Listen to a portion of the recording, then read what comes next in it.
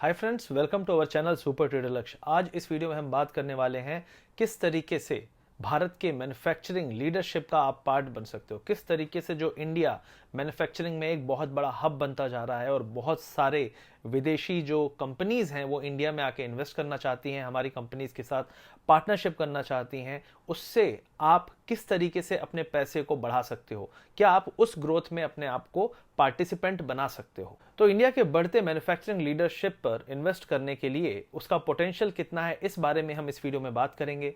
इसमें हम ये भी बात करेंगे कि कौन सी अपॉर्चुनिटी है जिस पे आप पैसा लगाकर इसमें पार्टिसिपेट कर सकते हैं। तो सबसे पहले बता दूं, यहाँ पे जो अपॉर्चुनिटी लेकर आए हैं वो पीएनबी मेटलाइफ है। पीएनबी मेटलाइफ एक बहुत ही ज्यादा रिलायबल ओल्ड कंपनीज का जॉइंट वेंचर है। वर्ल्ड की बहुत बड़ी कंपनी है मेटलाइफ और इंडिया की पीएनबी 127 ईयर ओल्ड कंपनी है। तो इन दोनों ने जॉइंट वेंचर किया है, आपके लिए एक अपॉर्चुनिटी प्रोवाइड की है जो एक एनएफओ के थ्रू आई है, जिसका लास्ट डेट 15 अगस्त होने वाला है, जो हमारा इंडिपेंडेंस डे भी है। तो जो अपॉर्चुनिटी वो लेकर आए हैं ये एक फंड के थ्रू है जिसका नाम है भारत मैन्युफैक्चरिंग फंड। बहुत ही इंटरेस्टिंग नाम है, बहुत ही इंटरेस्टिंग इसके बारे में कंटेंट भी है, तो इस वीडियो को लास्ट तक जरूर देखिएगा। तो इस फंड में आप पैसा लगाकर किस तरीके से इंडिया की मैन्युफैक्चरिंग कैपेसिटी, इंडिया की मैन्युफैक्चरिंग ग्रोथ में पार्टिसिपेट कर सकते हैं, उसके बारे में हम बात करेंगे। ये एक एक्टिवली मैनेज्ड फंड है जो उन स्टॉक्स में इन्वेस्ट करेगा जो हमारे देश के मैन्युफैक्चरिंग सेक्टर को रिप्रेजेंट करते हैं। अब अपने आप में ये एक यूनिक अपॉर्चुनिटी है, क्योंकि अभी तक मैंने कई अपॉर्चुनिटीज के बारे में वीडियो बनाए हैं, लेकिन ये अपॉर्चुनिटी काफी इंटरेस्टिंग है और काफी आपको इंडिया के बारे में जानने और इंडिया के बारे में इन्वेस्ट करने के लिए भी आपको प्रेरित करेगी कि कहाँ पे हमारा देश जा रहा है, किस तरफ जा रहा है, क्या स्कोप है, कौन से सेक्टर में स्कोप है, कौन सी कंपनीज हैं जो इन चीजों में काम कर रही हैं। तो इस फंड का जो स्टार्टिंग एनएवी है वो 10 रुपए का होने वाला है और पॉलिसी होल्डर को ये लॉन्ग टर्म कैपिटल जनरेशन में हेल्प करेगी। ये वो कंपनीज होने वाली हैं जो इंडिया के मैन्युफैक्चरिंग का बैकबोन है। अब यहां पे सबसे बड़ा सवाल ये है कि why invest in manufacturing fund, इस फंड में क्यों इन्वेस्ट करना है और मैन्युफैक्चरिंग सेक्टर में क्यों इन्वेस्ट करना है।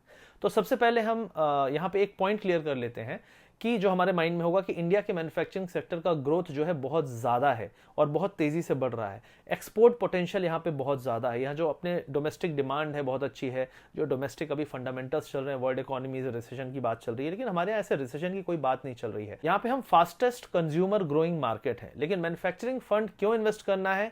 क्योंकि यह फंड डेडिकेटेड है इन्वेस्टिंग इन कंपनीज जो traditional as well as new age manufacturing में आपको इंडिया के मैन्युफैक्चरिंग की ग्रोथ की स्टोरी में पार्टिसिपेट करने के लिए मौका देती हैं।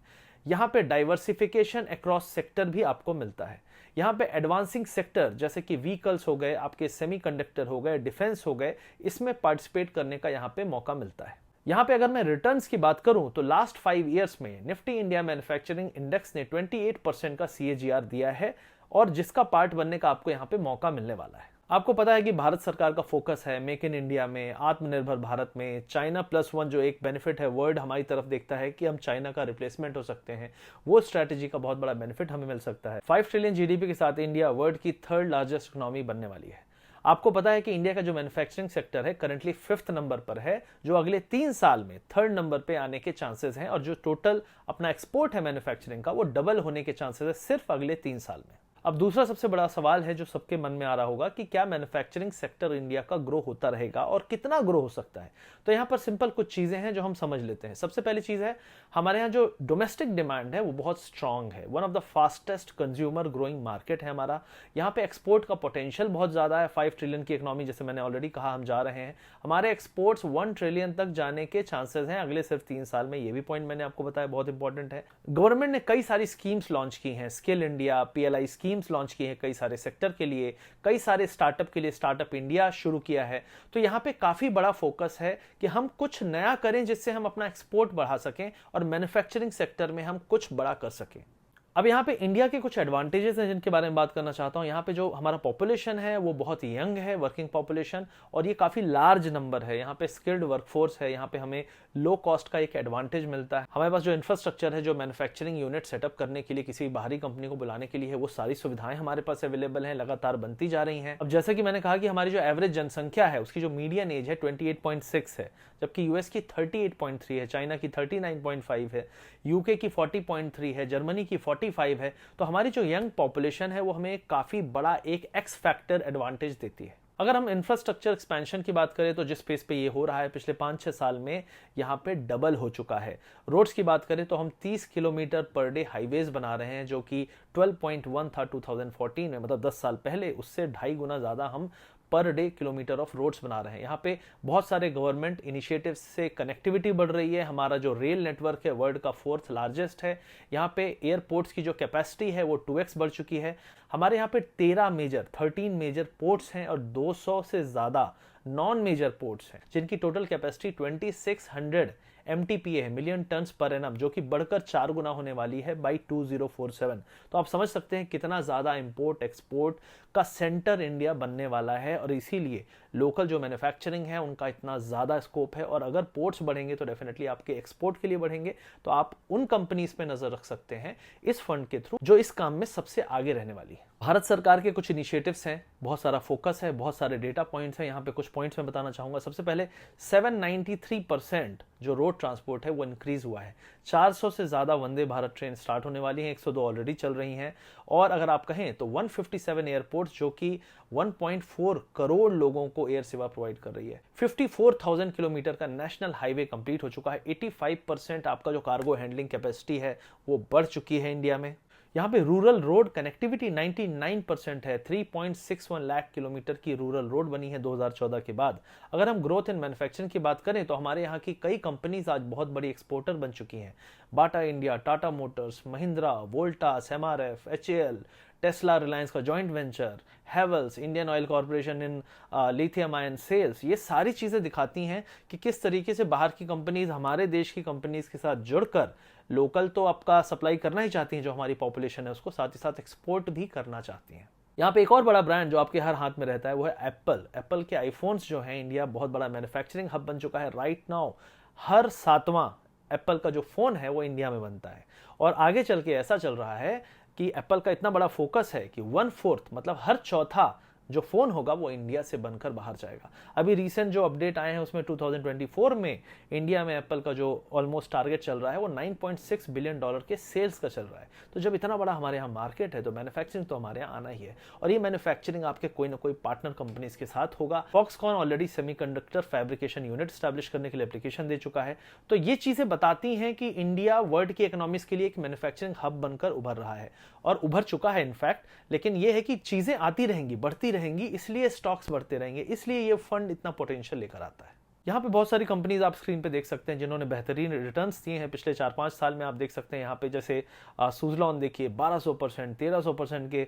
यहाँ मैज़गॉन डॉग जो है 2900%। तो इतने रिटर्न्स बेहतरीन दिए हैं, और ये सारी कंपनीज इस इंडेक्स का पार्ट है जिसकी मैं बात कर रहा हूं। तो आप खुद देख सकते हैं कि जो कंपनीज इतनी तेजी से बढ़ रही हैं, और जो मैं स्कोप बता रहा हूं आगे अगले 5 साल, 10 साल, 15 साल, 20 साल में, तो मैन्युफैक्चरिंग सेक्टर जो है वो बहुत तेजी से यहाँ पे बढ़ने वाला है। यहाँ पे आप कई सारी कंपनीज देख सकते हैं स्क्रीन में जो कि हमारे यहाँ की मैन्युफैक्चरिंग कंपनीज हैं, जो कि इस इंडेक्स का पार्ट भी हैं। और ये जानी पहचानी कंपनीज ने जो ग्रोथ दिया है उसके बारे में आप चेकआउट कर सकते हैं चार्ट्स में। और अगर इस पूरे इंडेक्स की जो कंपनीज हैं इतनी बेहतरीन है तो ये इंडेक्स भी लॉन्ग टर्म में अच्छा परफॉर्म करेगा, looking at the opportunities, looking at the potential और फोकस जो हमारी सरकार का है। यहाँ पे जो पीएनबी मेटलाइफ है जो आपके लिए अपॉर्चुनिटी लेकर आए हैं उसके बारे में कुछ बातें बता दूं। ये 50,000 करोड़ का करंटली एसेट अंडर मैनेजमेंट है इनका। इन्होंने एक मिड कैप फंड लॉन्च किया था 2018 में जो ब्लॉकबस्टर रहा, और पिछले 5 साल में 32.8% के एनुअल रिटर्न CAGR इन्होंने दिए हैं। और जो बेंचमार्क इंडेक्स है मिड कैप उसको 7.3% से बीट किया है। मिड कैप इंडेक्स बता दूं आपको बहुत ही बेहतरीन रिटर्न दिए हैं, उसको भी इन्होंने बीट किया है। पीएनबी मेटलाइफ ने एक स्मॉल कैप फंड भी लॉन्च किया था फरवरी 2024 में इसी साल, और सिर्फ 5 महीनों में उसने 20.8% के रिटर्न्स ऑलरेडी दे दिए हैं। अगर यहाँ क्रेडिबिलिटी की बात करूं तो 99% ऑफ पीएनबी मेटलाइफ फंड्स 4 और 5 स्टार रेटेड है बाय मॉर्निंग स्टार। जो NSE इंडिया मैन्युफैक्चरिंग इंडेक्स है उसने 29.8% का रिटर्न दिया है लास्ट 5 ईयर्स में। अब यहाँ पर परफॉर्मेंस की बात मैंने कर ली, अब आपको यहाँ पे सिर्फ पैसा बढ़ेगा नहीं, साथ ही साथ आपको यहाँ पे कुछ और बेनिफिट्स मिलते हैं जो कि आपके इंश्योरेंस काइंड ऑफ हैं प्लस टैक्स सेविंग। तो यहाँ पे आपको मिलता है 120 times of monthly premium paid as a life cover जैसे ही आप पहला प्रीमियम पे करते हैं। यहाँ पे आपको टैक्स एग्जम्पशन मिलता है अंडर सेक्शन 80C और अंडर सेक्शन 1010D अगर आपका total annual premium 2.5 lakh rupees से कम रहता है। यहाँ पे पीएनबी मेटलाइफ का ULIP plan goal ensuring multiplier एक वेरिएंट है जिसका नाम है GEM शॉर्ट फॉर्म। तो ये जो बेनिफिट है वो आपको क्या देता है, अगर आप अपनी फैमिली को एक एक्स्ट्रा लेयर ऑफ सिक्योरिटी देना चाहते हैं, आपको लगता है कि यार अगर मैं कल को दुनिया में नहीं रहा तो मेरी फैमिली का क्या होगा, तो यहाँ पे एक्स्ट्रा बेनिफिट आपको मिलता है, ट्रिपल बेनिफिट कह सकते हैं। तो सबसे पहले कि आपके जो फ्यूचर प्रीमियम है, अगर आपको कुछ हो जाता है तो वो कंपनी पे करती है। यहाँ पे 10 टाइम्स ऑफ एनुअल प्रीमियम और 120 times of monthly premium immediate expense के लिए आपकी फैमिली को दिया जाता है जो भी नॉमिनी रहते हैं। और साथ ही साथ यहाँ पे आपको 1/12 ऑफ द एनुअल प्रीमियम आपको मंथली बेनिफिट भी मिलता है, मतलब आपको एक तरह से मंथली इनकम दी जाती है ताकि आप अपने एक्सपेंसेस को मीट कर सकें। तो ये सारे बेनिफिट इस फंड में इन्वेस्ट करने पे मिलते हैं।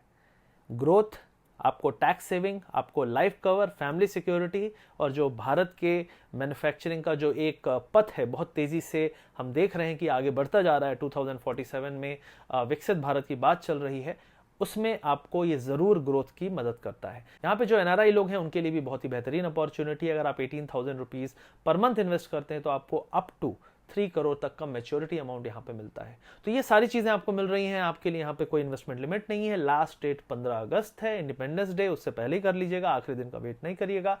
वीडियो के पिन कमेंट डिस्क्रिप्शन में मैंने लिंक दे दिया है, क्लिक करिए, चेक करिए, अपना अमाउंट डालिए कितना आप कर सकते हैं, कितना मैच्योरिटी अमाउंट आपको एक्सपेक्टेशन है, और जो मल्टीप्लायर आपको मैंने स्पेशल प्लान बताया उसको भी आप चेकआउट कर सकते हैं फैमिली को एक्स्ट्रा सिक्योरिटी देने के लिए।